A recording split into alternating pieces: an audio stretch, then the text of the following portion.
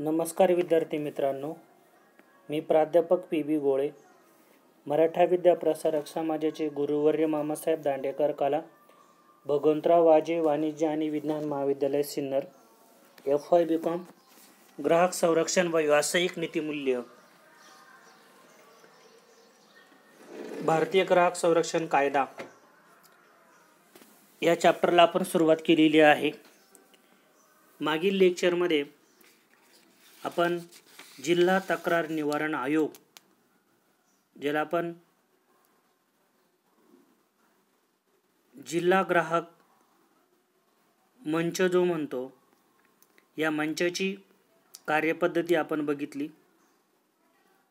त्यानंतर पुढील जो भाग आहे, राज्य आयोग किंवा राज्य ग्राहक तक्रार निवारण आयोग, याचा अभ्यास आपण यामध्ये करणार आहोत. राज्य आयोग जे आहे, या राज्य आयोगाची रचना कशी असते ते आपण बघणार आहोत.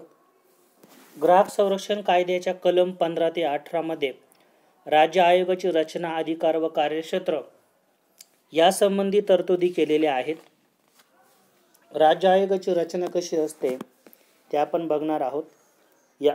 यामध्ये उच्च न्यायालयाच्या आजी किंवा माजी न्यायाधीश राज्य आयोगाचा अध्यक्ष असतो.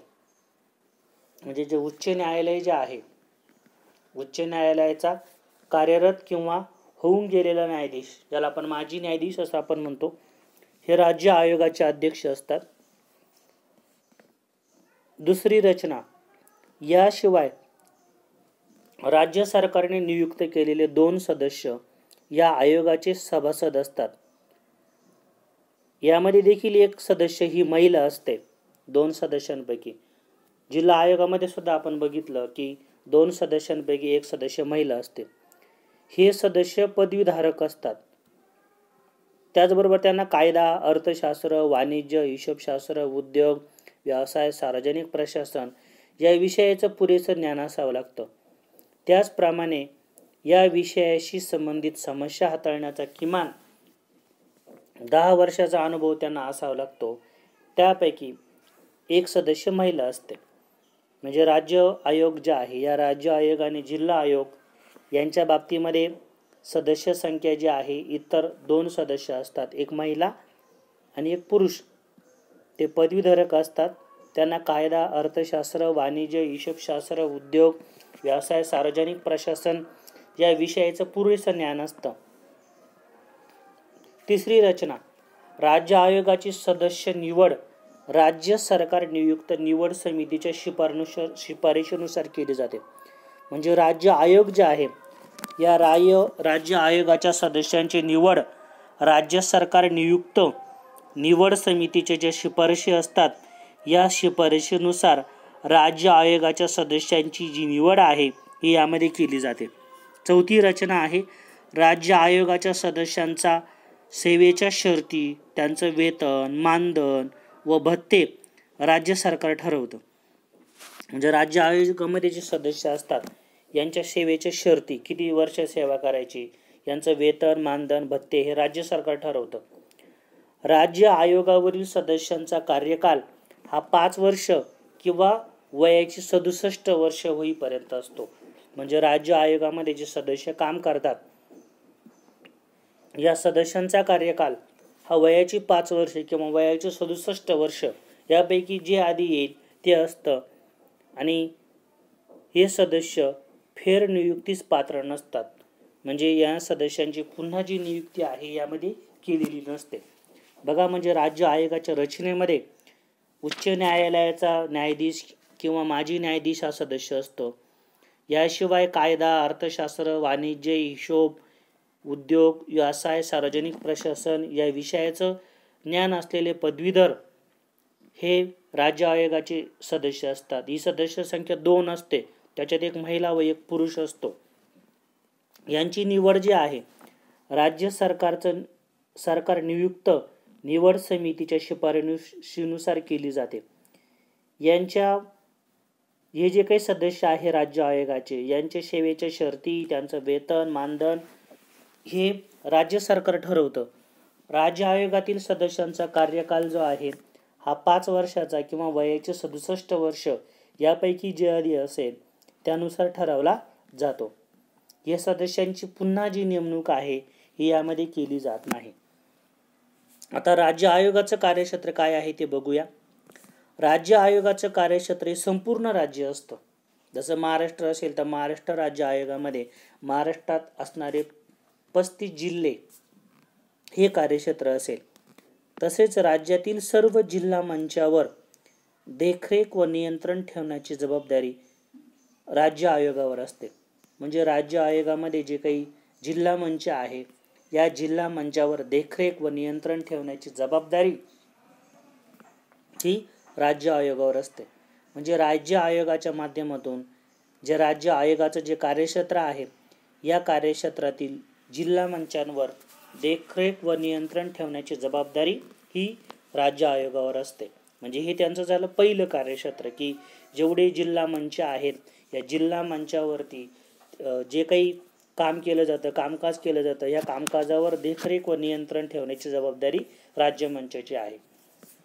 दुसरं कार्यक्षेत्र यामध्ये ग्राहकांच्या नुकसानीची रक्कम 20 लाख ते 1 कोटी रुपयापर्यंत आहे अशाच तक्रारी राज्य आयोगाकडे येतात. म्हणजे राज्य आयोग जे आहे या राज्य आयोगांमध्ये जी काही नुकसान भरपाईची रक्कम 20 लाख ते 1 कोटी म्हणजे असं आपण म्हणूया की या राज्य आयोगामध्ये जे सामान्य जे ग्राहक आहे व्यक्ती ग्राहक हे शक्यतो यांच्या तक्रारी असण्याचं प्रमाण एकदम कमी असेल. कारण की 20 लाख ते 1 कोटी एवढी मोठी यांची मर्यादा आहे. याचा अर्थ ज्या विभिन्न प्रकारच्या भागीदारी संस्था कंपन्या यांचं जर काही नुकसान जर झालं तर अशा प्रकारच्या तक्रारी त्या दाखल करू शकतात ज्यांच्याकडून नुकसान झालं त्या संदर्भामध्ये.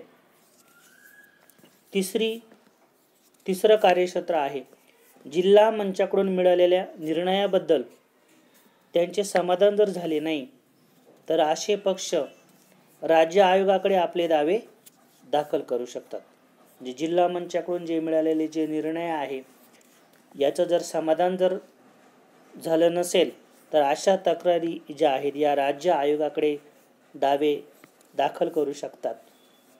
जर जिल्हा मंचाची जर कार्यपद्धती जर ग्राहकांना जर चुकीची वाटली किंवा अपूर्ण जर वाटली तर अशा तक्रारी मात्र राज्य सरकारकडे ज्या काही ट्रान्सफर आहे यामध्ये केल्या जातात.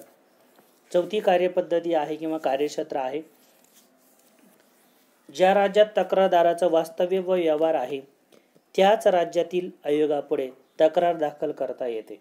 जिल्हा आयोगाच्या बाबतीमध्ये देखील ते होतं की ज्या जिल्ह्यामध्ये तुम्ही राहतात त्या जिल्ह्यामध्ये तुम्ही तक्रार दाखल करू शकतात. तशाच पद्धतीनं ज्या राज्यामध्ये तुम्ही राहतात त्याच राज्यामध्ये जो ग्राहक वर्ग जो आहे हा तक्रार दाखल करू शकतो. त्यानंतर 5वं कार्यक्षेत्र आहे राज्य आयोगाकडे तक्रार केल्यापासून तक्रारीवर 90 दिवसात तर विशेष तक्रारीवर 150 दिवसाच्या आत निर्णय दिला जातो. म्हणजे राज्य आयोग जे आहे या राज्य आयोगाकडे जर एखाद्या व्यक्तीनं जर तक्रार जर दाखल जर केली किंवा एखाद्या कंपनीनं तक्रार जर दाखल जर केली तरी तक्रार दाखल केल्यापासून 90 दिवसाच्या आत आणि विशेष तक्रारी 150 दिवसाच्या आत निर्णय दिला जातो. काही तक्रारी विशेष असतात जसं की एखाद्या ग्राहक संघटनेच्या माध्यमातून एखाद्या मोठ्या ग्राहकांचं काही नुकसान झालं असेल मोठ्या संख्येच्या, मग या परिस्थितीमध्ये त्या वस्तूचा नमुना जे काही अन्न संशोधन विभाग जी प्रयोगशाळा आहे त्यांच्याकडे पाठवली जाते. नंतर मग त्या संदर्भातील अहवाल हा जिल्हा किंवा राज्य मंच किंवा राष्ट्रीय मंचाकडे पाठवला जातो. त्याची एक प्रत जी आहे ती प्रतिवादीला पाठवली जाते. म्हणजे यासाठी बराच वेळ यामध्ये आपल्याला जाताना दिसून येतो. त्यामुळे अशा तक्रारी संदर्भातील जो काही निर्णय आहे हा 150 दिवसापर्यंत लांबण्याची शक्यता यामध्ये असते. त्याचबरोबर राज्य आयोगाची कार्यपद्धती जिल्हा आयोगाप्रमाणेच आहे. म्हणजे जिल्हा आयोगामध्ये जी कार्यपद्धती जी वापरली जाते तशाच प्रकारची कार्यपद्धती ही राज्य आयोगामध्ये देखील या ठिकाणी आपण वापरली जाते. म्हणजे जे काही तक्रार दाखल केल्यानंतर जी पद्धत जी आहे या पद्धतीनंच यामध्ये कामकाज केलं जातं. जसं की तक्रार दाखल केल्यानंतर तक्रार दाखल केल्यापासून किंवा ज्या दिवशी तुम्ही वस्तू खरेदी केलेली आहे त्या तारखेपासून 21 दिवसाच्या आत आपण जी काही तक्रार आहे ही तक्रार या ठिकाणी दाखल करू शकतो आणि संबंधित जो विरुद्ध पक्ष आहे याला आपली बाजू मांडता येऊ शकते. त्याचबरोबर मालाच्या दोषाविरुद्ध काही तक्रार असेल किंवा काही पृथक्करण करायचं असेल तर त्याचे जे नमुने जे अहवाल जे आहे किंवा नमुने जे आहे हे अन्न संशोधन विभागाकडे पाठवले जातात. आणि प्रयोगशाळेमधून जे काही परीक्षण आहे हे परीक्षण झाल्यानंतर त्याचा जो अहवाल जो आहे हा जिल्हा मंच राज्य मंचाकडे पाठवला जातो आणि त्याची एक प्रत प्रतिवादीला देखील पाठवली जाते. आणि जर प्रतिवादी जर दोषी जर निघाला तर या दोषाचं निराकरण करण्यासाठी त्याला अनेक प्रकारच्या संधी जिल्हा निवारण कक्षाच्या निर्णयामध्ये आपण बघितलेले आहेत की जसे की वस्तू बदलून देणं, वस्तूतील दोष दूर करणं, वस्तूची किंमत परत करावी किंवा सदोष वस्तूमुळे ग्राहकांचं काही नुकसान झालं किंवा अनुचित व्यापारी पद्धत थांबावी, ग्राहकाला वस्तूच्या किमतीव्यतिरिक्त जो खर्च आहे तो परत देणं, धोकादायक वस्तूच्या विक्रीला मनाई करणं, असे एक ना विभिन्न प्रकारची जी काही निर्णय जे आहे हे राज्य आयोगाकडून हे जो काही तक्रार करणारा जो पक्ष जो आहे, प्रतिवादी जो आहे, ज्याच्या विरुद्ध तक्रार केलेली आहे त्याला दिले जातात. आता राज्य आयोग जे आहे या राज्य आयोगाचं कार्यक्षेत्र जर आपण बघितलं तर पूर्ण राज्य असतं आणि या राज्य आयोगाच्या माध्यमातून जे ग्राहकांचं काही जे नुकसान जे झालेलं आहे त्याची भरपाई देण्याची जबाबदारी जी संबंधित पक्षाची यामध्ये असते. या भरपाईसाठी जो काही कालावधी दिला जातो त्या कालावधीमध्ये योग्य निर्णय देण्याची जबाबदारी राज्य आयोगाची असते. परंतु जर निर्णय जर संबंधित पक्षाला जर मान्य जर नसेल तर त्यासाठी मग तो अपील करू शकतो. कुठे अपील करू शकतो? तिसऱ्या घटकामध्ये आपण बघणार आहोत. राज्य आयोगाचा आदेश एखाद्या पक्षाला मान्य नसेल तर तो पक्ष निर्णयापासून 30 दिवसाच्या आत राष्ट्रीय आयोगाकडे अपील दाखल करू शकतो.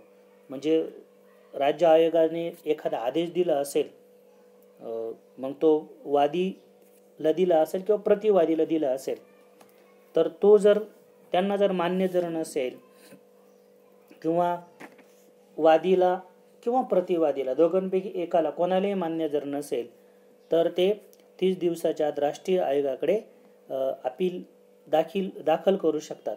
म्हणजे यामध्ये एखादा निर्णय जिल्हा मंच किंवा राज्य मंच या माध्यमातून जो दिला जातो तो संबंधित पक्षाला मान्य नसेल किंवा तो बंधनकारक नसतो तर तो त्याच्यापेक्षा जिल्हा आयोगाकडून राज्य आयोगाकडून केंद्र आयोगाकडे अशा प्रकारे जी तक्रारीची जी साखळी जी आहे ही या माध्यमातून या ठिकाणी मांडली जाते.